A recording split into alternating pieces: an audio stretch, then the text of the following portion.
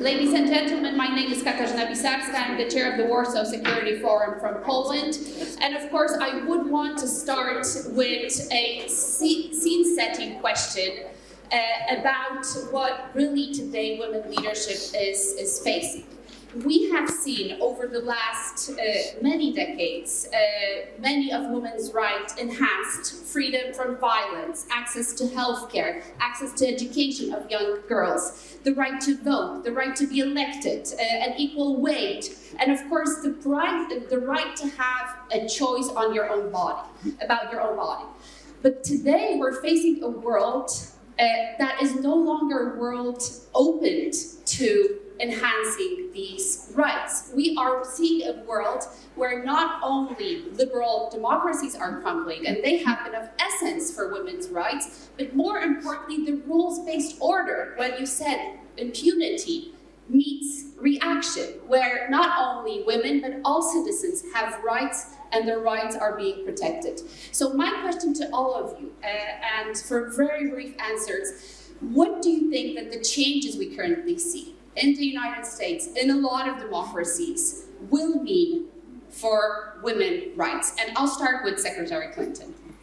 Well, thank you very much. You know, this is the 30th anniversary of the UN Conference on Women held in Beijing in 1995.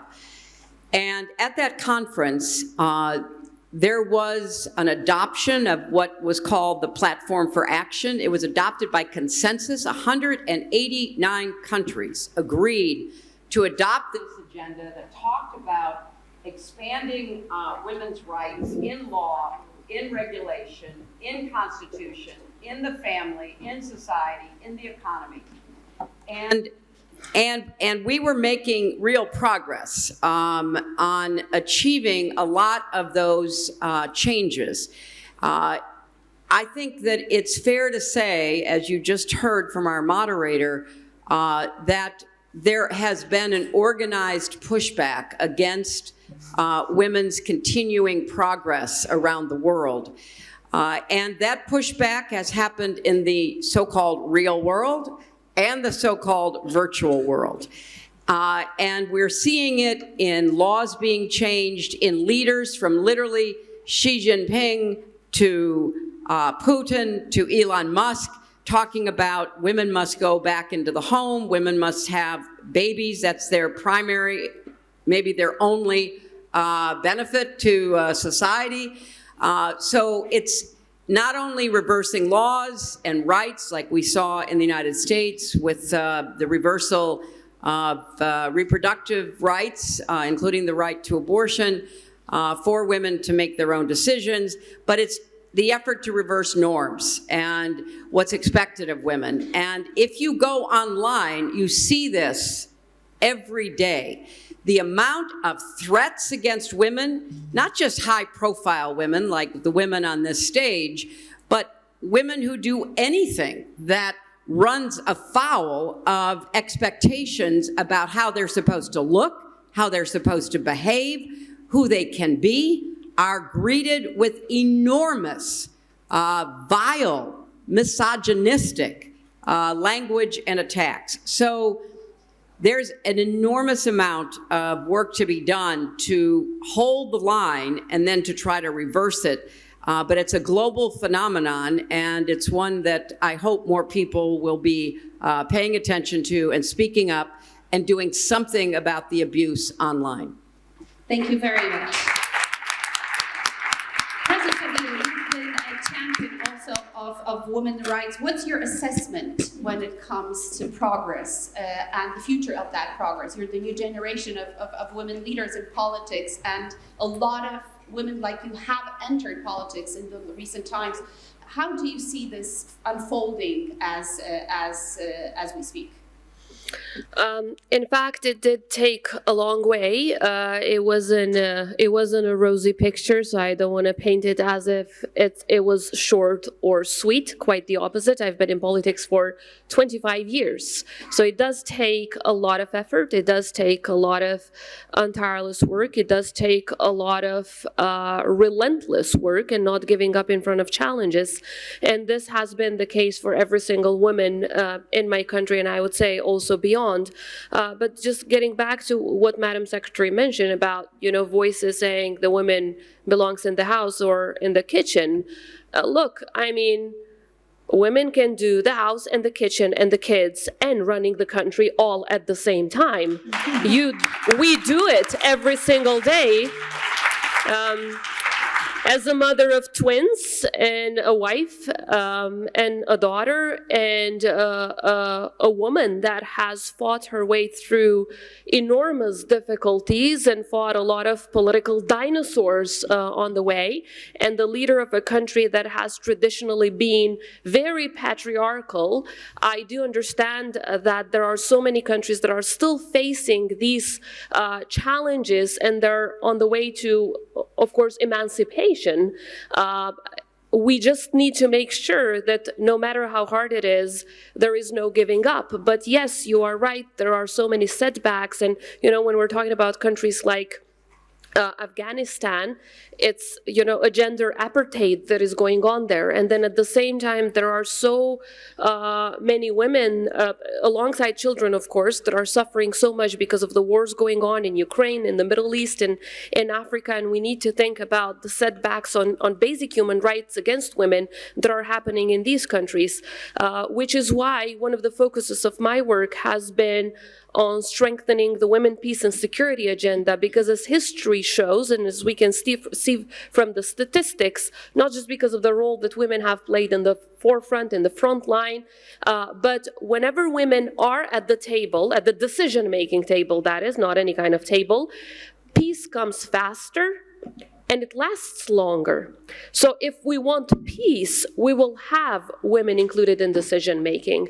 And of course, peace is then, as we've heard before, the precondition to prosperity, the precondition to more human rights and more equality, because in a country that there's no peace, in a country that is at war, it is very difficult to talk about equality and to talk about prosperity. So I think it's very important that we continue to dismantle barriers, to build bridges, to be guided by trust, and to understand that also for our economies, the smartest thing to do is to include as many women as possible in decision-making because of the perspective that they bring at the table. But let's not forget, because of so many wars and conflicts going on around the world, peace is impossible without the inclusion of women, as it has been seen so many times throughout the world, including in our region. Thank you very much. Moving to the other side of our panel, we have President Grybauskaitė here with us from Lithuania.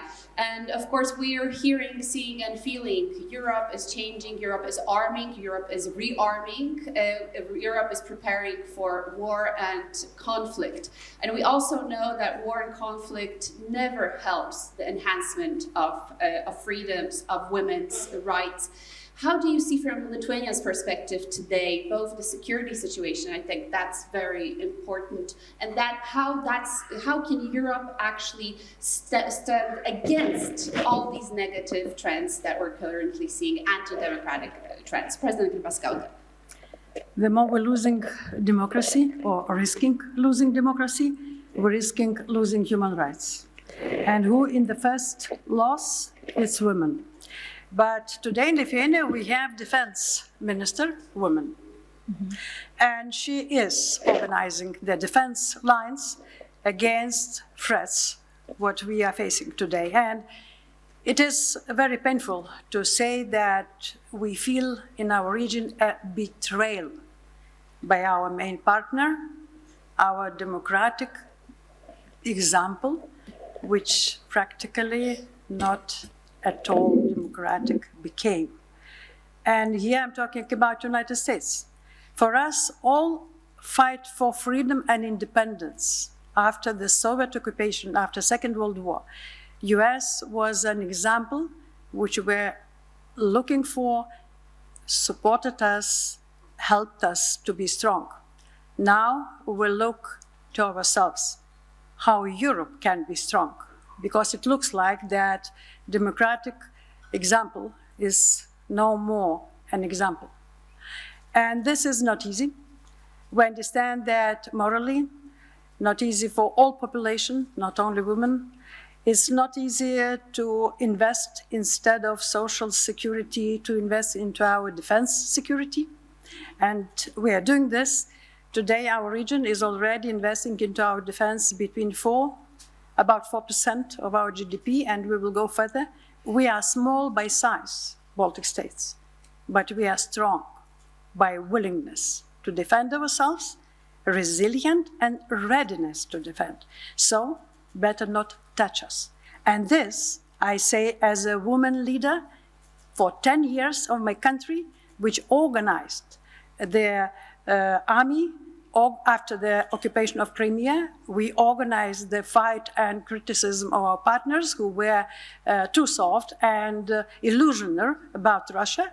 And I remember with Hillary, we were meeting after they tried with Obama to reset with Russia, as usually. But after a year and a half, this reset gone. They understood that it is a mistake. And then we meet together. She always say, Daila, in 2014, you have been right that Russia was an aggressive country and behaved aggressively. But then I replying that, yes, I said this, but again, you're not listening us again. I mean, not Hillary, but Americans. Anyway, I think that women always are in the front line. Where the difficulties are, women are the first. Not only because they would like to, but they are allowed to be. And then I came to office during the deep crisis in 2009. I said that it is my responsibility to help country. But I also was given this responsibility because no many of enthusiasm was to go to office and to do this. So from this point of view, women are always in the front lines, no matter what. And losing democracy, the first victim, women. But we know how to survive. We had too many challenges in our lives and our states in our history that we are relevant and resilient by nature. And from this point of view, I'm very optimistic. We will be the first front line and the last front line fighting for democracy. Thank you. Thank you very much, President.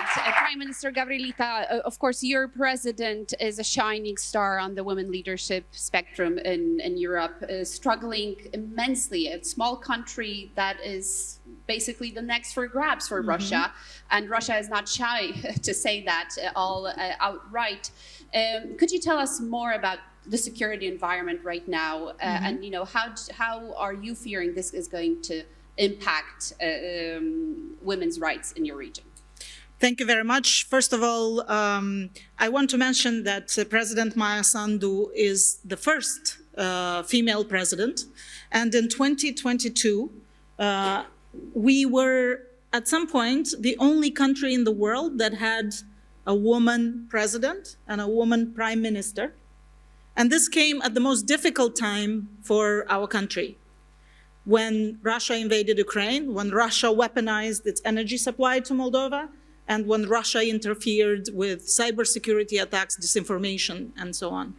And if you ask me, it is not a coincidence that Moldova punched above its weight precisely at the time when both leaders of the state were women.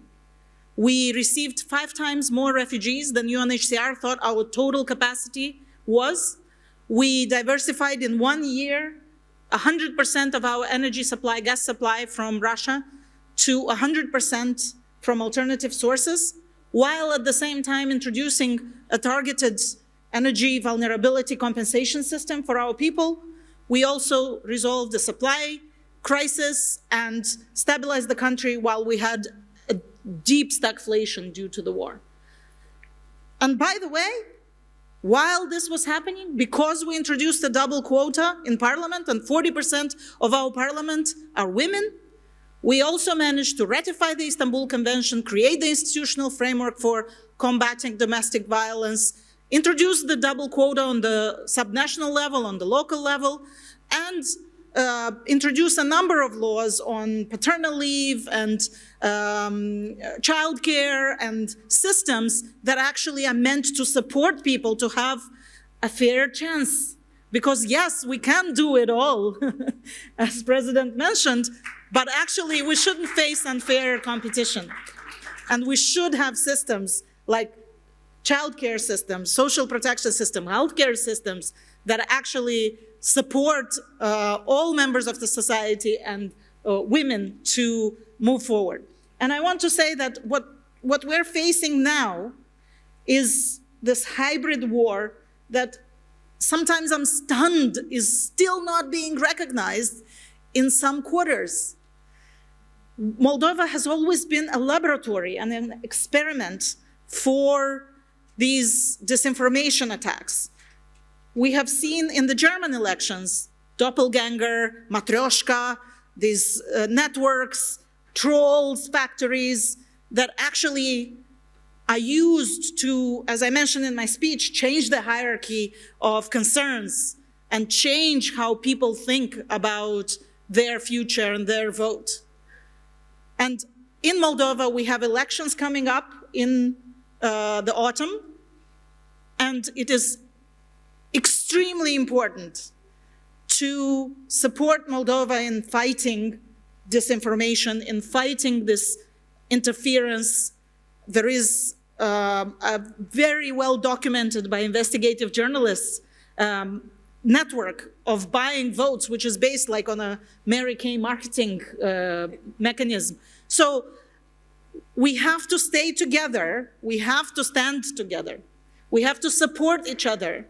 We have to learn from each other.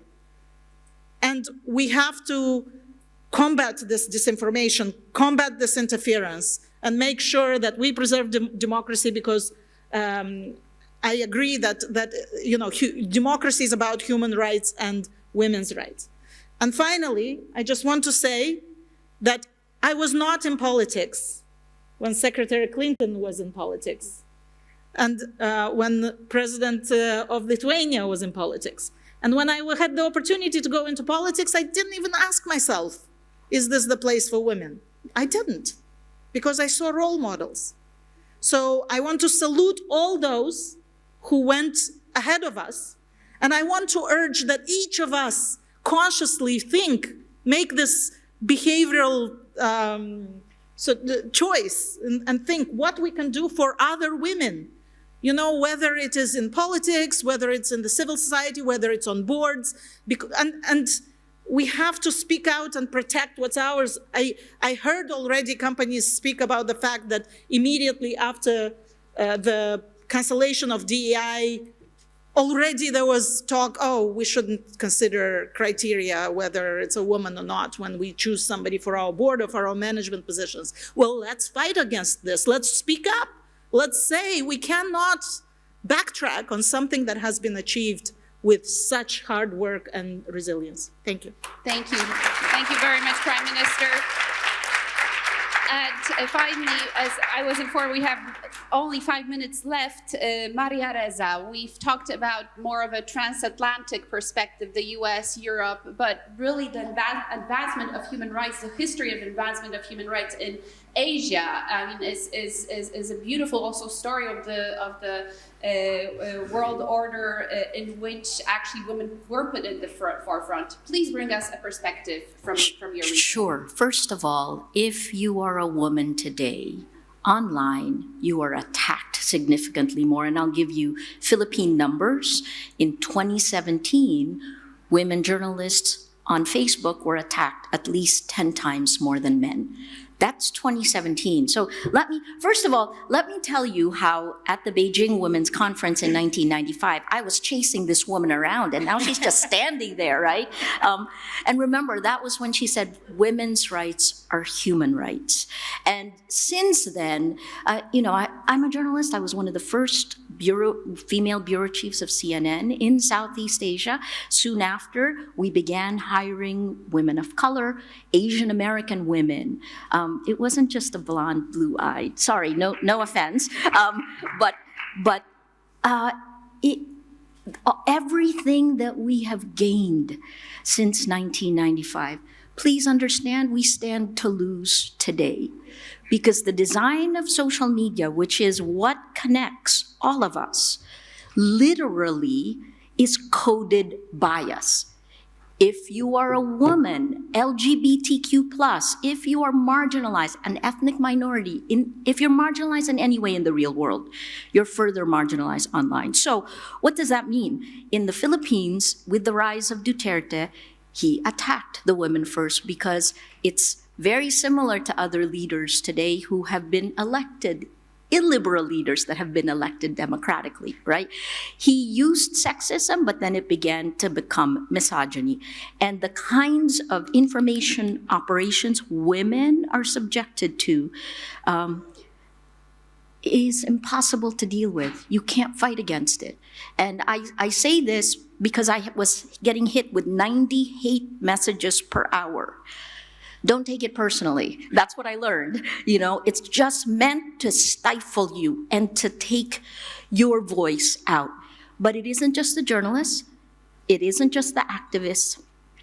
It isn't just the researchers. Women researchers in the West are now afraid to touch disinformation, especially in the United States. It is also the politicians.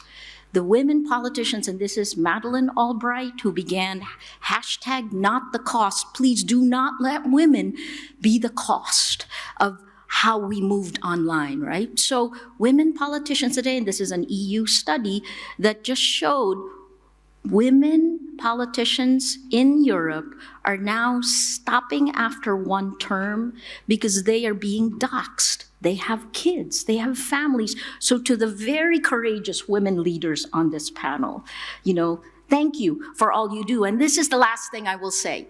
In the Philippines, to get to a moment of maybe justice, it was also the women who led the way, right? And I want you to remember someone like Senator Laila de Lima, who spent her entire time in the Senate in jail because President Duterte just kind of randomly accused her. She was in jail for almost 7 years, and when he stepped down, she was released. She won her cases in court, like I am winning my cases in court, but she still spent almost 7 years in jail. Women have to stand up. Women have to lead. Thank you. Thank you very much. And the final word goes back to Secretary Clinton. Secretary Clinton, if you could share with us as we conclude this panel, maybe one lesson you brought out from your leadership journey that's very female and inspire us as we move forward. Well, everyone standing here could say something very useful and inspirational. Let me just say that given the environment in which we are in, it's really important for women not to take all of these attacks, all of this criticism personally. You can take it seriously, like if there's something to be learned from it. But part of the goal behind this relentless real-world online attacks is to demoralize you, to undermine your confidence, to lead to you giving up public life, whether it's in elected office or any other public arena. And so what I've learned over a long period of time is don't take that criticism personally. Take it seriously because you have to learn how to combat it. But don't let them live in your head rent-free. And don't give your agency away. And find supportive groups of friends, family, people who share your views, who are there for you, because this is a long struggle. In politics, there are no permanent victories or defeats.